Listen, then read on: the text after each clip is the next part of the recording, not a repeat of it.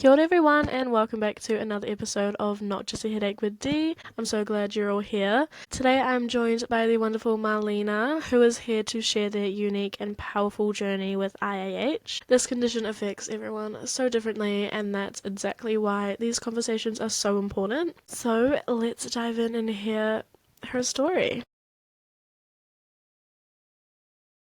Can you introduce yourself and tell us a little bit about what your life looked like before your symptoms started? Yeah, so I'm Marlena Snowden, and I am based in the United States, Nashville, Tennessee specifically. I was diagnosed a little bit over a year ago, and prior to being diagnosed, I was a doctoral student. I had just gotten married and I'd actually just had a breast reduction. So even though I had just gotten married, my husband and I were planning to have a bigger wedding. We'd had a small little elopement ceremony with just my parents, his parents, and our officiant, and we were planning to have a big wedding because I'm a fully funded doctoral student. So if you know how PhD programs work, you know that don't have a lot of money or time. And so we had really planned everything kind of around me going from student to candidate and having some time to really plan things and just kind of doing things in the middle of my program. So I'm working on a PhD in math education. And so my background is in education. I was a high school teacher prior to all of this. I'd also worked in math education in the corporate space. So my life had pretty much revolved around being an educator. And I had been having symptoms really for a while, and I hadn't really thought about any of these symptoms prior to being diagnosed. We had moved from Wisconsin to Tennessee for me to go to school, and I just kind of always attributed the headaches to being in a different climate and then also doing a PhD. I kind of thought, well, I'm living in a new place. I have allergies now. Something is happening. Shortly after my husband and I got married, I put myself on his insurance because I needed new glasses. So I thought, hey, let me go get new glasses so I can have vision insurance. Went to the eye doctor and he said, hey, this is a red flag. Your optic nerves are swollen. You need to go to the doctor and you need to call them before lunch. It was 11 a.m. my time, so that was a red flag. Immediately get into neurology, neuro-ophthalmology, have an MRI, MRV spinal tap, and I'm immediately diagnosed. But even before all of that, when I went to the eye doctor, he just asked me, do you have headaches? And I said, yeah, every day. And he asked, how long have you been having headaches? And I said, well, I've been having them every day really since I moved here. I've been having visual symptoms and headaches probably since 2020. I've gotten COVID 3 times. That's when I noticed things had gotten worse. But things had gotten really bad after my third bout of COVID. I had mentioned something to my primary care physician that I was having these instances of vertigo, these things that I like to call wobbly eyes, where I'm having issues with my vision getting distorted. It wasn't necessarily double vision, but it was just something was just off. But she couldn't pinpoint it. She changed my birth control, but that seemed to change things a little bit, but nothing was really adding up. And at that time, I was working in a corporate job and I was able to kind of change some stressors. So I was always able to change something and things would go away. But then, even before that, I'd had issues with headaches. Before that, like I said, I was a high school teacher. And when I stopped teaching, my headaches went away. So I thought, hey, maybe it was just teaching was giving me a headache. I was having headaches when I was teaching middle school and I had started my master's degree. So I really think most of my symptoms really and truly started probably back in 2017, but they really got worse when I had COVID the first time, and then they really snowballed that third time. But then it was really when I had the breast reduction and I was under anesthesia and I had a really bad migraine that I could not shake. That is the pressure headache that I have had every day since. And that was May 29th of 2024. And that is what my life has been ever since. I really appreciate you opening up about that. It's amazing how unique each journey with IIH can be. Can you tell me a bit about what the road to diagnosis looked like? So my road to diagnosis, it was definitely long. So even though I was just diagnosed off of the spinal tap. So I had my spinal tap in July of 2024, but my number was on the high side of normal. My spinal tap number was 24, which my neuro-ophthalmologist said, yeah, that could be normal because they consider 20 to 25 still normal. It's still not high enough. They consider 25 high. But he said that might be too high for you. But in my chart, they did not put that as a full diagnosis. They called that pseudopapilledemia. But because of that, they gave me Diamox. And so I was still seeing a neuro-ophthalmologist, I was seeing a neurologist, and I'm still going through everything.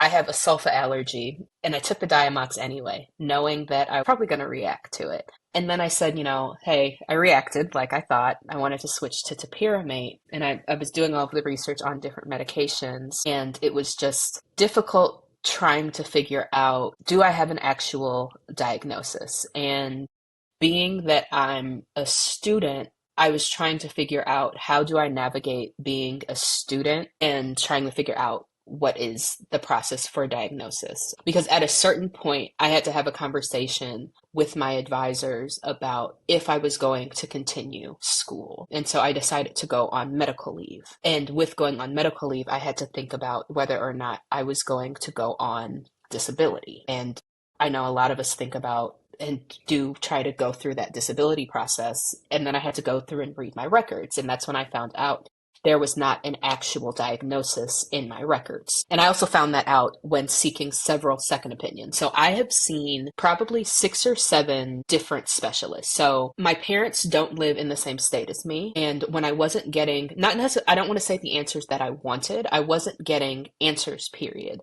Because doctors kept telling me, maybe you have IIH, maybe you don't have IIH, maybe it's just a migraine condition.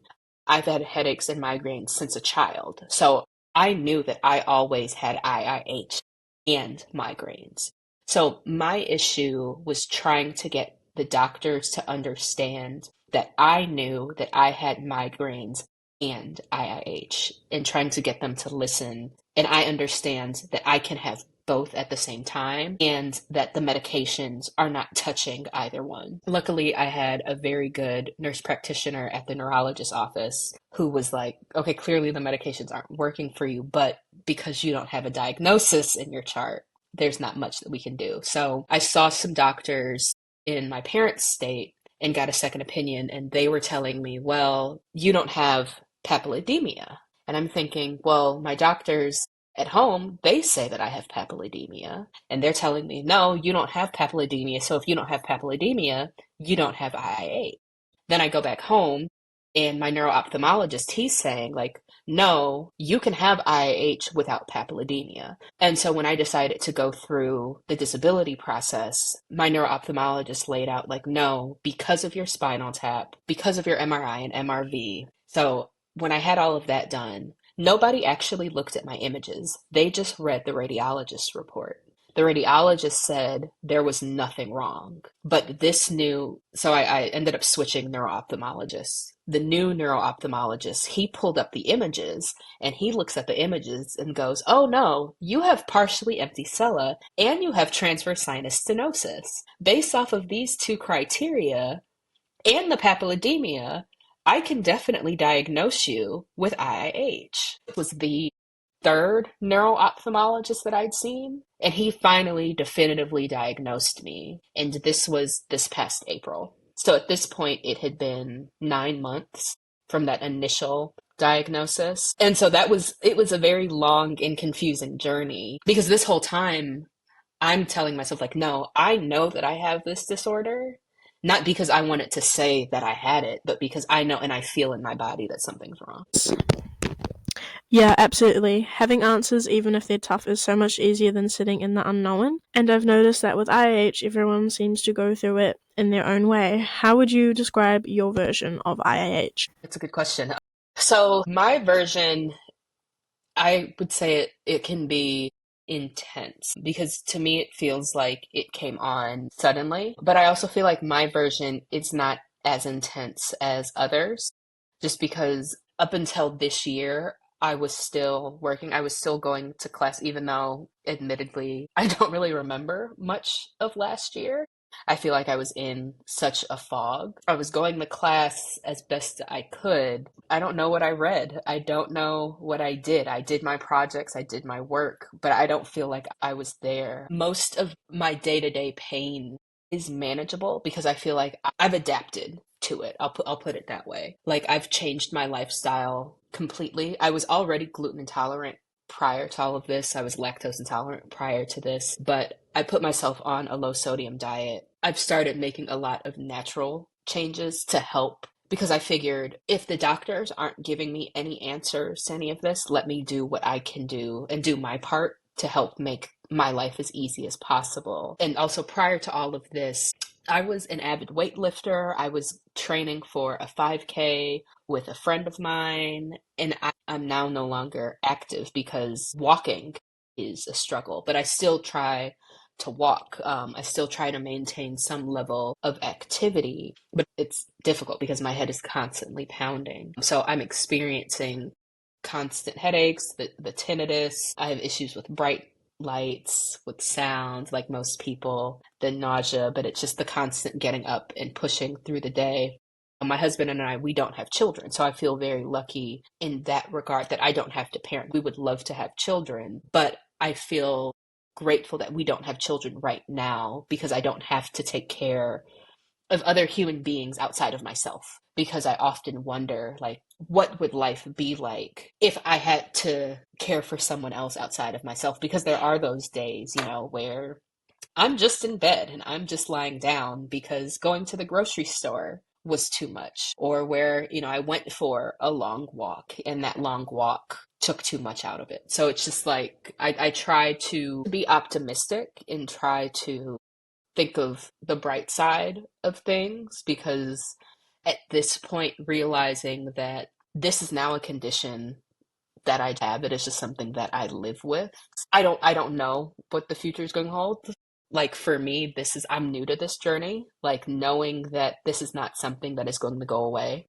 Because I think when I was first diagnosed, I thought that this was something that was simple. I thought this was something that they would give me the medication, my life would get better, and I would move on, and I would just finish my degree and just move on to the next thing. But now I'm realizing that this is my new normal for right now, and I no longer have a good barometer of what normal is. I now live on a pain scale, and it's just figuring out how optimistic am I going to be while living on this pain scale. Yeah, I feel like when we first get diagnosed with IIH, we don't really understand just how much it's going to affect our lives. I remember at the start I thought, okay, just give me the medication and I'll be fine. But of course, it didn't quite work that way. And it was really hard. For me, school was the biggest struggle. I could barely attend, but I pushed through on and off for about 5 years before I eventually left at the start of year 12 because it just got too much. And with IIH, there's a lot of memory loss and how hard it can be to actually take things in and retain them. It was definitely a huge struggle for me. Are there any triggers, patterns, or symptoms that have really shaped your day-to-day life? Salt on food. I don't know why it is, but sodium has always been a huge trigger for me in terms of migraines. Loud noises. So, in addition to IIH, I also have superior canal dehiscence syndrome that I know a lot of people with IIH have. And so, that is where there's a teeny tiny bone in your ear. It's like the semicircular canal bone, and we're missing it because the fluid rubs that away. And so for a lot of us, because of it, like we have hearing issues. And with the tinnitus, that bone, it just gets worse. And so with superior canal dehiscence syndrome and IIH, now I get like this almost, it's like an ice pick pain that's going into my ear. And so I haven't listened to music since October of last year because I also have really bad vertigo from that. So those are also like really bad triggers. So it's like music, I avoid listening to music, and it just sucks. I was known for always having headphones on and always listening to music. I love music. And that's something that's actually really disheartening. But I listen to a lot of podcasts all the time and just trying to avoid light when I'm outside, always wearing sunglasses, wearing red migraine glasses, just trying to make sure that I'm setting myself up to not flare, even though it's like, how do you not flare with IIH when literally everything around you makes you flare? So it's just like trying to set myself up for success when the world around me puts me into a flare. Yeah, that definitely sounds like such a struggle. I honestly can't imagine my day to day life without music. I rely on it so much. I really don't know how you manage without it. What's something about your experience that people, even medical professionals, often get wrong? One thing is just, and this is controversial, honestly, it's the automatic attribution of IH to weight. I do agree that there is a correlation between weight and IH. Like, I do think there's some, because at my heaviest, my symptoms were worse. But that immediate dismissal of people like, oh, you're overweight, this is the cause. Well, I went and lost 40 pounds and I still have it. And also, like, you are constantly discounting people and saying just to lose weight. When I was heavier, and even at my highest, I have been extremely active. I was a power lifter, CrossFitter, runner. I've been incredibly active for the last decade and still symptomatic. And I've thought that I've had this. So it's like at my heaviest, I've been as small as like 175, as big as 240, and I have had symptoms across the weight. So to me, it does not matter. And so to me, that is a cop out. And also the fact that a lot of times people just say it's women that have this. There are men that have this also. So I think when we're painting with a wide brush, it's forgetting that there's nuance. Like, yes, weight is an issue, but if you're unwilling to dig deeper beyond weight being an issue, like, yes, weight can be an issue, and yes, you can change your diet, but you also need to look into what are the other things. Because to me, I really and truly think that this is something that I have had prior to COVID, but the fact that I can pinpoint everything getting worse to when I had COVID, I feel this very specific type of headache. I think that that's something, I don't want to say that they're getting wrong. I think it's something that is under researched, and I understand why it's under researched because it's underfunded.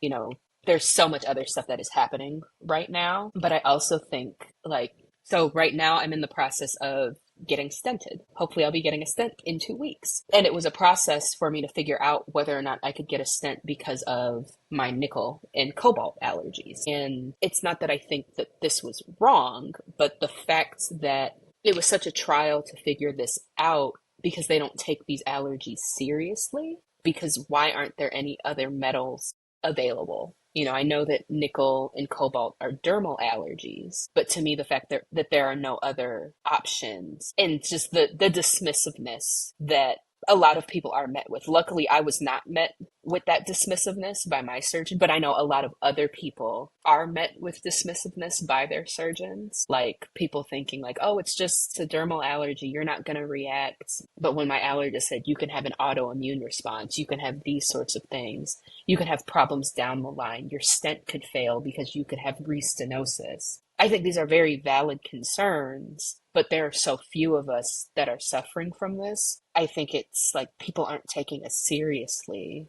and I think they need to take us seriously. That is so well said, and I completely agree with you about the weight thing. Honestly, I was at my biggest when I was actually in remission, so I've always wondered if it's more to do with hormones or something else. I was only 12 when I was first diagnosed, just hitting puberty, and I developed really quickly. So I've always had this thought in the back of my mind that maybe that played a role, but at the end of the day, there definitely needs to be a lot more research around IAH. That is part of why I started this podcast, to share our stories, raise awareness, and hopefully connect people to resources that might encourage more research and funding. It would be amazing to finally get rid of that word idiopathic and replace it with something that actually explains what's happening, because right now, when you tell people you have idiopathic intracranial hypertension, they just look at you like, so you've been diagnosed with something and they don't know why. And honestly, just wild to me. How has IIH affected your mental or emotional well-being? This has been quite possibly the hardest year of my life. Said I was diagnosed 3 months after getting married. You know, thought, okay, I'm gonna get these meds, gonna take it easy this semester, get everything figured out, and then I'll just get right back to second semester. The spring semester hits and things are not getting better. In fact, they're getting worse. Then all of a sudden, I have a lot of things happening in my personal life. I'm still sick. And luckily, I had been in therapy already. Then I was like, okay, no, I need to make sure that I'm still in therapy and still addressing all of this because this is heavy. I'm very grateful for having the husband that I have, the family that I have, because this is incredibly heavy. To go from, okay, we are planning this wedding to, okay, we are canceling our wedding. Then we sent out our cancellations. I had to go and return. Instead of picking up my wedding dress, I went for my fitting where I returned it. And that was heavy. Going through all of the things that I thought would be milestones with the people in my cohort, I missed all of those. And coming to terms with my life is not going the way that I thought it would. I thought that I was going to be planning out certain things in my PhD milestone. And when they give you Diamox and topiramate and they tell you, if you're planning on having a child, don't. That's heavy. So I'm 33 years old and I had planned on having a child right after getting married because that's naturally what you do, right? And especially at this particular juncture of my program, it was the perfect timing. And then all of these things happened. So there was initially a lot of anger in that, and I had to learn how to sit with and how to deal with the anger because I can't control all of this. So it's how do you plan for something that you can't plan, especially when there's so much about this that is unknown. And then okay, you're going to get a stent, then you're not going to get a stent. Now you are going to get a stent. The back and forth of what's happening, it's very heavy. And also just the dealing with the constant pain. Like, how is it that you're supposed to get up every day when you are feeling in pain every single day and you're just supposed to keep pushing on top of life happening? Right now, I'm dealing with some pretty heavy shit in my personal life. I want to cry about it and I need to cry about it, but I don't want to because that's going to raise the pressure. So it's just like how do you deal with all of that when you have IH? And it's just this is my life now. I just have to keep going forward and I just have to keep moving because if I don't, I'm going to let this consume me because the reality is that this is very dark and I can't focus on the darkness because when I focus on the darkness, when I focus on the things that I can't control, then I get sad about it. I used to think a lot about what my life would be like if I didn't have it or what, where I would be if none of this had happened. And I don't focus on that anymore because that's not good for my emotional well-being. So now I try to focus on the little things that bring me joy because now those things are different. So I try to focus on like humor, on just the goodness in life, like even though it is dark some days. Yeah, I feel like IH is so much more than just the obvious symptoms. It really takes a toll on your mental health and overall well-being. It's wild to think about how much life changes with this condition. I often wonder what things would look like if I hadn't been diagnosed. I'd probably still be studying, maybe even in school. It's just crazy to imagine how different life could be. Is there anything unexpected that's helped, like a community, a routine, or a mindset shift? For me, honestly, it has been my family. And that's not unexpected, but it's unexpected in the way that it has helped. So I come from a very large extended family. My mom has a bunch of siblings and I have tons of cousins, but they have all been very helpful in helping my mindset shift to like really be positive and just to kind of focus on like not giving up because I think there are a lot of days when I do want to give up and days when I'm kind of like, yeah, I can't do this. I can't live like this anymore. So my parents are the reason why I like look for second, third, fourth, fifth, sixth opinions because my parents are like, "Do you want to come down here and find another doctor?" Because at first I was like, "No, I'll just figure it out." My parents are like, "No, this is unacceptable. I'm like, okay, fine. But just having family members that don't want me to give up has made me kind of shift my mindset into not giving up. And like I'm not the most religious person at all, but having family members that are like, "Oh, I'm praying for you." Because at first I was like, "Okay, whatever, like don't." But then having family members that are like, "No, we're praying for you." And I'm like, "Okay, like that makes me feel good." Even if at first I was like, nah, but like knowing that I have people that believe in me more than I want to believe in myself some days, even when I don't feel like I'm going to be okay, or people that are just like, hey, I'm checking on you. Like that has really helped me shift my mindset. My mother-in-law, she'll send me something every morning, and that really helps me. And like my in-laws, they remind me when we talk once a week that they're checking on me. And just like those little things that really helped keep me optimistic, as opposed from where I was kind of before, like, okay, this is it, like I'm stuck here. Because I think a while ago I was just feeling very stuck, like this is it, this is my life now. I am going to be stuck with these headaches, I'm going to be stuck in pain.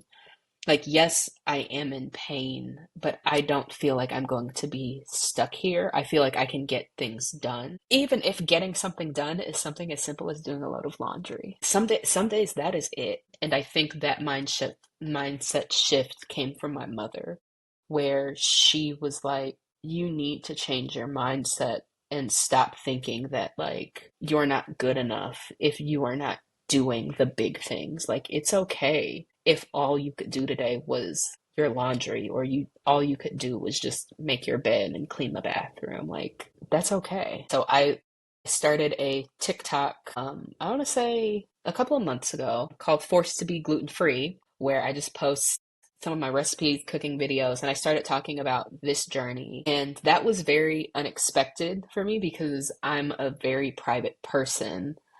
And some of my friends were like, no, start talking about having this condition.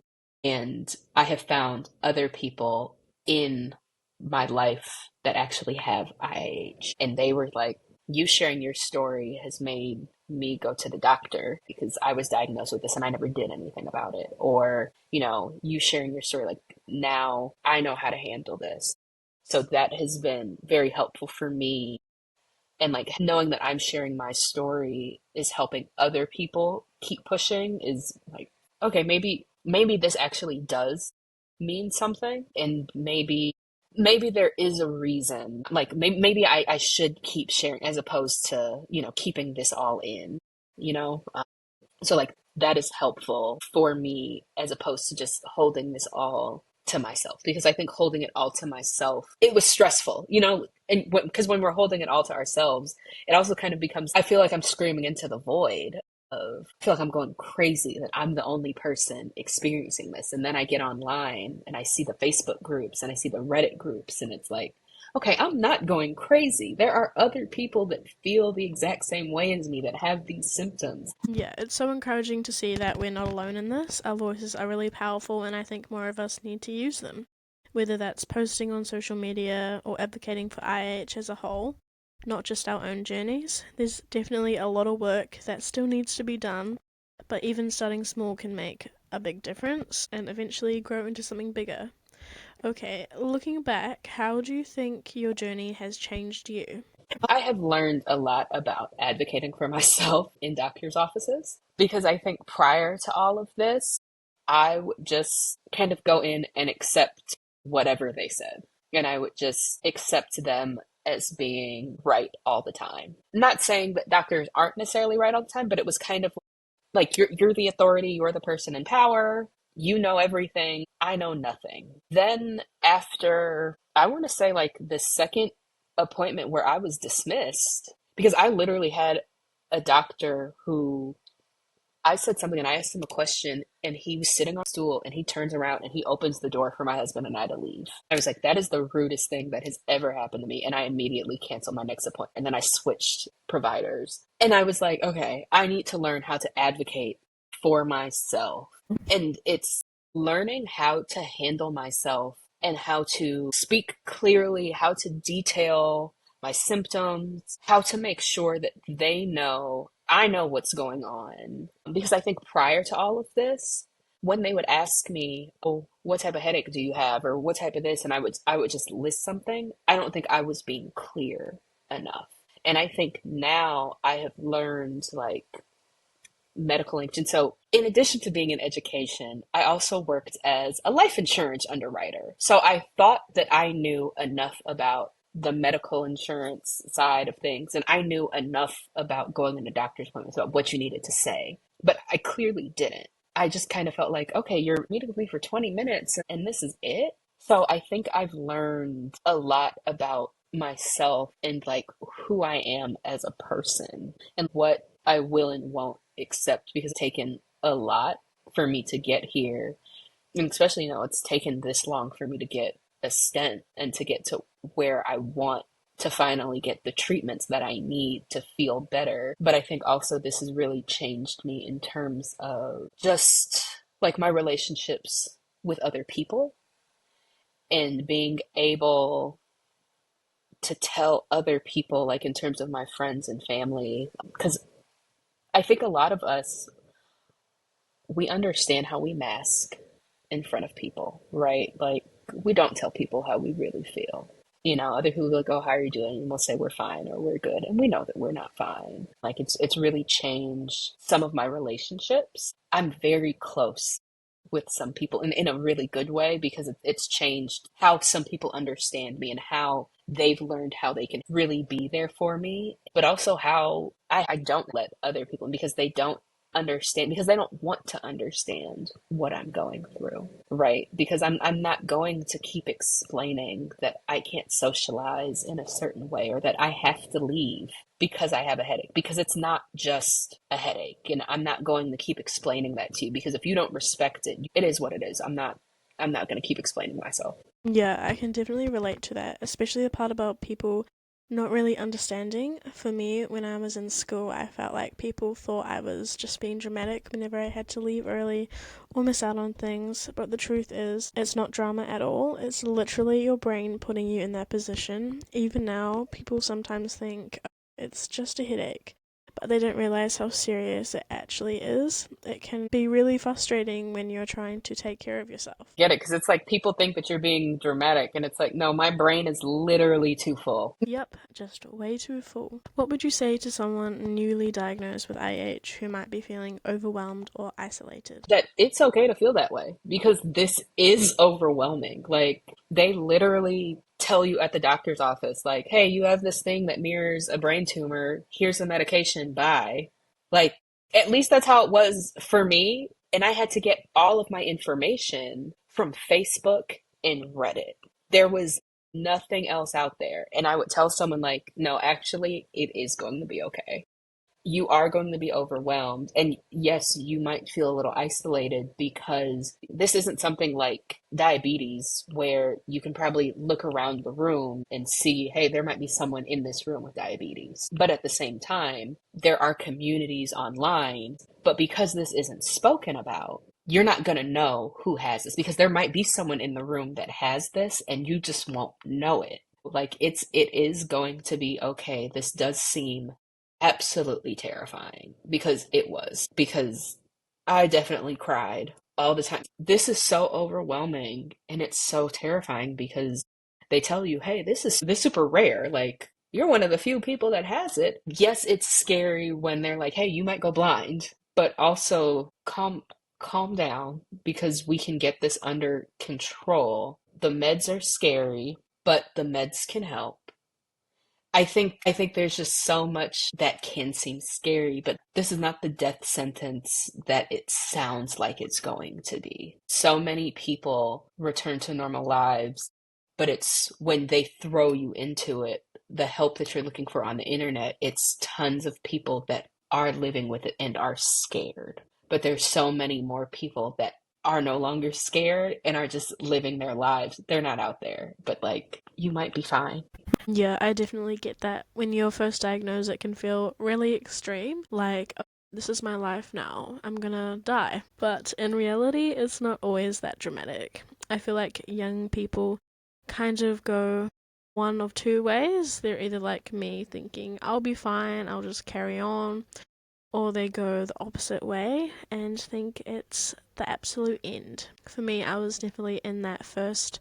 I kept telling myself I'd be fine, I didn't need to take my meds, I'd push through, but that nearly cost me my eyesight. It was a huge reality check that this condition is serious and you really do have to take care of yourself. I had so many doctors tell me that, but it wasn't until I almost went blind that I truly started to listen. So with that in mind, is there a moment or a message you want to leave with the listeners, something that captures what this journey has meant to you? Yeah.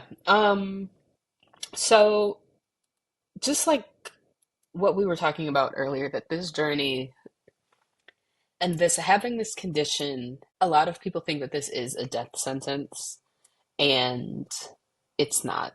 And I know that this is something that can be absolutely miserable. At least I know some days are absolutely miserable for me because the pain is debilitating. It's like having to work, having to pay bills, having to continue to do life on top of having all of this. It can be absolutely miserable. But this is not like the totality of your life. This is only one portion of it. Like, we are not our diagnosis. We are full and complex humans. And this is not the only portion of us. Like, sometimes it feels like because of how much pain we are in, and because it's like the IIH pain, like it's the head. At least with me, I have head pain, I have neck pain, I have back pain, I have nausea. So it's like I have whole body pain with this. So it feels like it is encompassing everything, and it is constant. I am in constant pain throughout the entire day.